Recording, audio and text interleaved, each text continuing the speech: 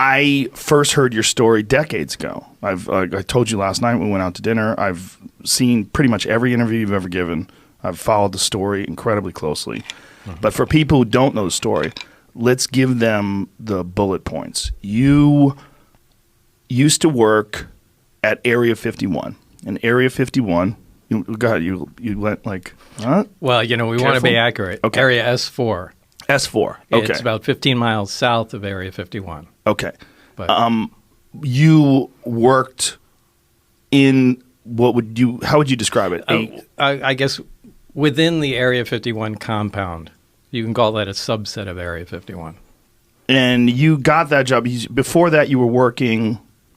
Before that, I had worked at Los Alamos right. National Labs in New Mexico. And you were involved in what kind of work there? Nuclear weapon development, physics. I mean, they do everything there. So how do they approach you to say, hey, Bob, why don't you come on out to the Nevada desert? Well, the way this went down was... at that time, it was 1982, I had put a jet engine in my Honda, and Los Alamos put it on the front page of the paper. It said, Los Alamos man, physicist at the lab, built this 200-mile-an-hour, Honda jet car that I drove to work every day. So I was known in Los Alamos, the guy with the weird car, and you could hear it from a mile away. Anyway, the day that came out on the front page of the paper was the day Edward Teller, the father of the hydrogen bomb, was giving a lecture down there at the lab. And we didn't have much going on that day in our group, and I asked if I could go down there.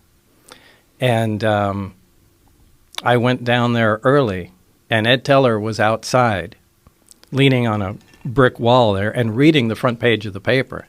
Now, this is a guy out of history, so I introduced myself. Hey, I'm the guy you're reading about there. And we talked for a little while, and it was cool. Fast forward to years later, I had moved out to Las Vegas and had, left Los Alamos and, went on to other things. And I wanted to get back into the scientific community.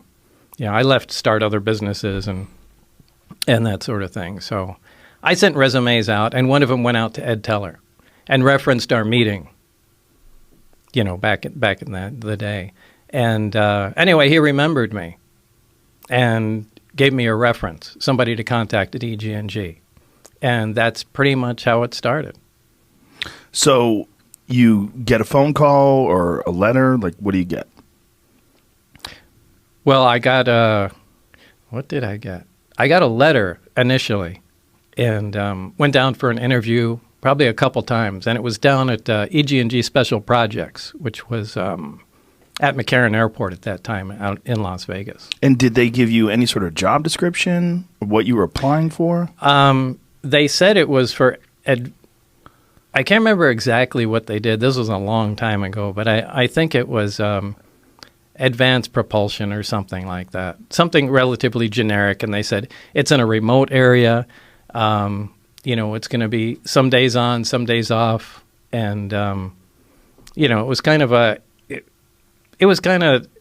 not exactly a full-time job, but you might have to be out there for 2 weeks at a time and take 2 weeks off. So it was kind of the work schedule would be kind of broken up. And did this seem attractive to you, or did it seem weird? No, it really wasn't weird, because people that work at the test site, anybody that's familiar with the area up there, working at the nuclear test site or at the Tonopah test range north of there, that's typically how things go. So you had known about it from the scientific community? Because Area 51 at that time was No, they didn't say anything about classified. Area 51. Okay, so they just said it was in a remote location, and you just know it was up at the test site. Right. So, but there was no mention of Area 51 at that time. So they've done hundreds of nuclear tests in Nevada. That whole area there's giant chunks of Nevada that people. Yeah, there's a big piece of Nevada, and it's split up into different areas. There's a nuclear test site. There's Area 51. There's the Tonopah test range north of that. There's little sub areas. There's areas where they test chemical weapons and things like that. So it's all broken up as a gigantic test area. So take me back to first day on the job. You accept a job. They take you out there. Yeah. it's the first day, really, I didn't really get to see a whole lot. The first day was essentially just paperwork. That's when I flew into Area 51 proper. And I left McCarran Airport and flew what they call the Janet flights.